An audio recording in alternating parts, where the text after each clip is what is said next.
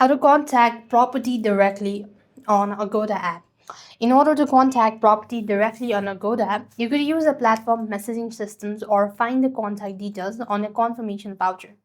So what you want to do is here on the app, you just want to go ahead and open the Agoda app first thing first, then go to my trips or my booking. Next, you want to select your stay and tap the chat icon to message the property directly as well. After you've done that, your confirmation email contains the property directly phone number and the email address as well.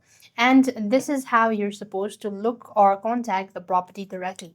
Or else you could just go to the home and look for these my trip section, or just go to the home page and look for the reservation that you've made. And in the details section page, if you go to this detail page, you will be able to find all the information like contact and all that. You could just go ahead and scroll down. There you have property description. You could go and see it all, as well as you could scroll down and you could also find contact property options. And this way as well, you're supposed to contact property directly on Agoda app.